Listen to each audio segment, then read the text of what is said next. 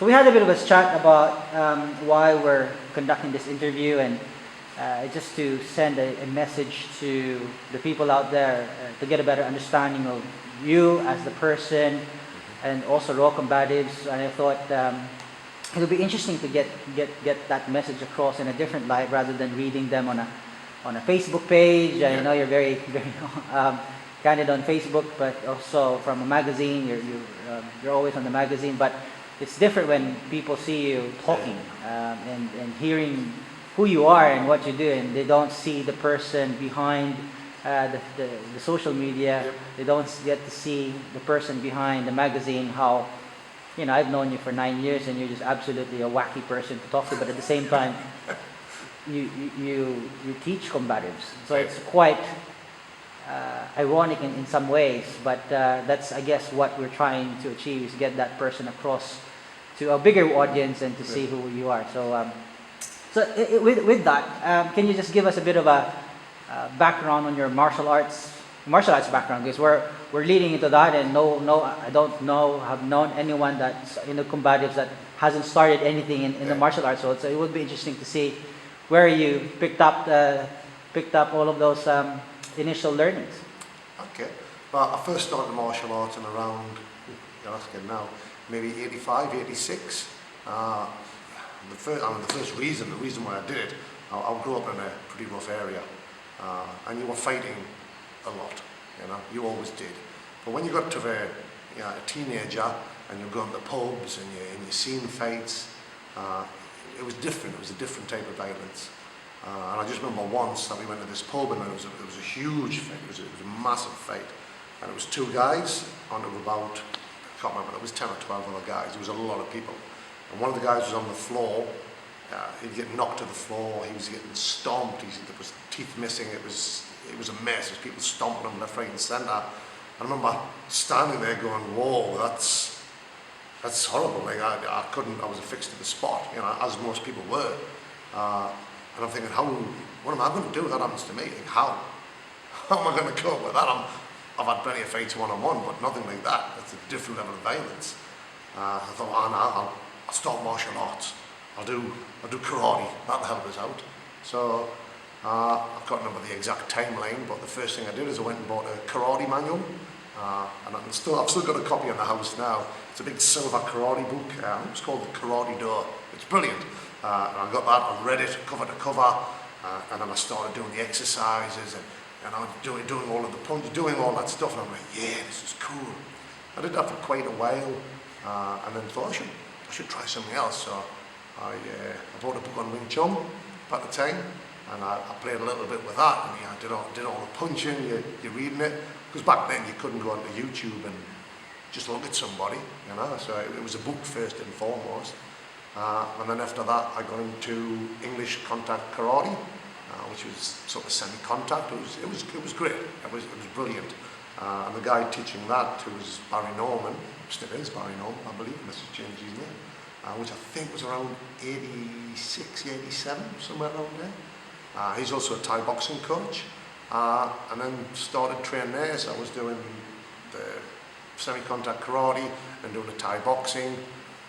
Same teacher, and a great bloke and fit. I think from memories he was probably my age now, maybe a little bit younger, but he was like a machine. He did all the push-ups, he'd do the runs, he'd do the kicking, he did everything. It was just like amazing. I was like, this termed an old guy, which is I suppose what I'd term myself as now if I was the same age. It was just amazing. It was a really good time. And then in between that, I did a tiny bit of Wing Chun, just a few classes, but I had mates that did it, and we'd play. I did a bit of Choi Li Foot, which is Kung Fu. That was okay. It was fun, It was part of the growing up. And then obviously got into the MMA with Blind Princess a Screamer, which was fantastic, and it was really different to just punching people. You're using a stick, you're using a knife, or you're on the floor wrestling, or you're putting locks on, or you're trapping people. And that was great. But all of this stuff at the same time, as fantastic as it was, still didn't really give us that faith in myself. I had martial arts skill and you know, some attributes, yeah, not too bad, you know, decent sized bloke. I was fast and I used to go. But it's not the same when you're the victim of violence. And that was okay if it was an ego fight, then that was different. You know, 1-on-1, or it's, oh, who do you think you are? That was easy. But when you're being picked on, it's different. You know, which I didn't really get. Not for me, but I could still feel it inside. Doesn't matter how big you are, you're never as big as everybody else thinks you are. Okay, you're just not. So it was still many years of doing other different martial arts. I tried a bit of this, a bit of that. I fought in the ring on a few occasions, and that was fantastic. And mainly for self-talk, just that whole internal thing for the fight, not the fight itself. The fight was great, you know, it was fun. I lost the first fight, and I won the second fight that I had, but it was the self-talk before the fight, during the fight, and after the fight that made the difference. It was that, and I was thinking, oh, that's pretty cool. And then moved to Australia. I think I stopped for a little while, but not long. Found a club, did a bit of kickboxing again, and then moved on to another kickboxing place. Then I started teaching in Australia. I did teach back home, just friends or brothers of friends. And then after that, we found Kelly Safe kickboxing. Went there, trained with him for a number of years. A great trainer, and that was fantastic. But sort of near the end of that, my body was taking a fair amount of damage, and I had a dodgy knee, dodgy neck, but not too bad, but enough. And then I sort of seen another FMA class with Robert Halligan, and I thought, I'll go and give that a shot, see what that's like. And I stayed with Rob for 4 years, maybe, I think, 4 or 5 years, and that was great. Big eye opener. First time of getting slapped. You know, that was one of the main things. I was just being punched in the head and kicked and kneed and thrown about. And getting slapped was a new experience, a new pain. Going, whoa, that really hurts. I don't like that.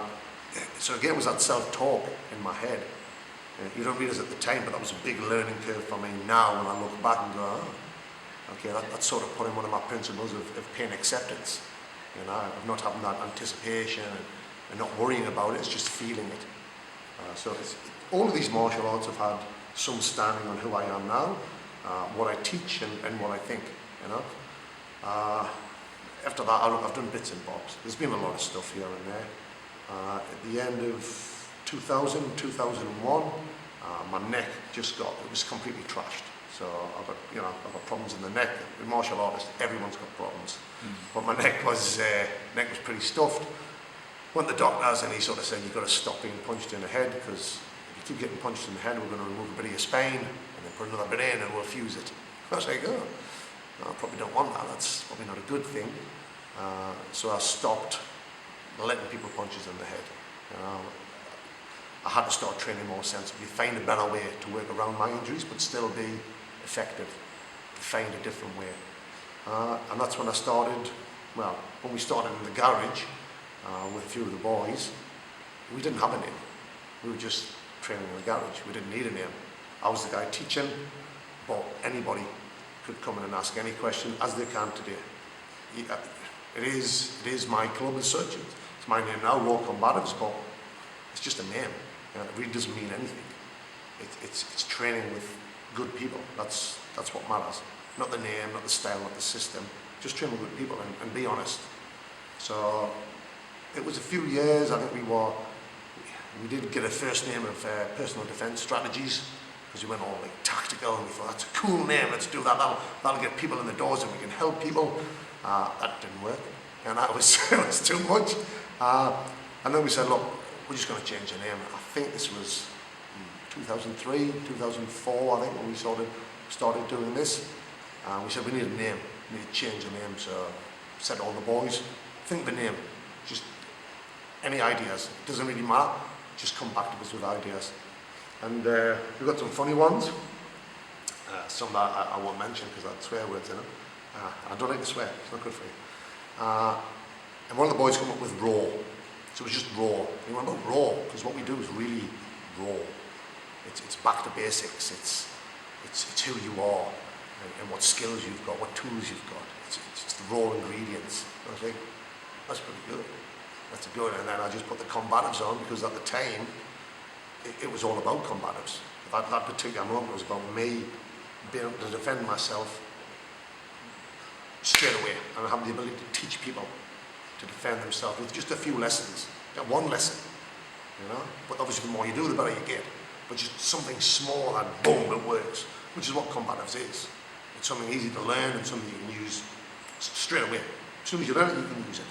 You know, it's not like other arts where you're going to put this foot here and that foot there, put this hand here, and it's too complicated. It takes too long to learn. This stuff's more, it's more real, you know, for want of a better word. Yeah. After that, it was probably, so that was, say, 2004, probably another 4 years before it started to change to what I was teaching, or the way I was teaching. Because we were a bit of a fight club up until then. Like, we'd bang on still. I was still stupid, so when you get an injury, you still think that, actually, I think I'm fine. I think this will be okay. So every few months, you'll test it, and you'll do it for a little while, and then someone will hit you on a certain angle, and it's like, oh, that's gone again, all right, I better stop this. And that's been going on, actually, from then still until now, really. I still once in a while do a little bit of sparring, but once in a while my neck goes, and it's not worth it, because I don't want to end up like an old man that's all hunched up and can't look this way and can't look that way. It's not worth it, you know. I haven't been in a fight in many, many years, and I hope I never, ever get into a fight again. It's not worth it. They don't win, I don't win. There's no winners in it. It's not worth it.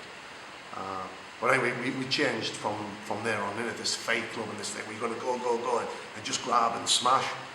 To go, what are we actually doing? What are we creating? What are we doing with this? And I think it was part of that. And thinking back now, I think it was probably, you know, my son being born. My son was probably 3 or 4 by then. And it gives you a different outlook to life, you know, as anyone who's a parent knows. It changes the way you think about things. And I think it was I got a bit emotional there. I'm going to watch that. I'm a bit like that. You don't want to create more idiots. You don't want to give people just skills that are going to go out there and smash somebody else, because that somebody else is someone's son or someone's daughter. Or they belong to someone. You know, and why are you smashing them? Did that fight really need to happen? Could you have walked away? Truly walked away? That was the change. And you need that. You need to have faith in yourself, and you can go, I don't want to have to hurt anybody. I really don't want to fight. Like, I train, and all the guys train, all the guys and girls and the kids, we train for confrontation. We train for the physicality of it all. But we really don't want to do it. Everyone talks about it and says, oh yeah, we train, but we don't want to fight. But they pay lip service to that. It's not, in my opinion, it's not real. For you to truly go, I really don't want to fight, you've got to learn about yourself. So Raw changed into self-growth, about you learning about yourself and who you are, what scares you, why you're scared, why you like this. When someone does something to you and you feel this way, why do you feel that way? Is that their problem? Is that your problem? Can you fix it? Is it a problem? You know, they're internal questions only you can answer.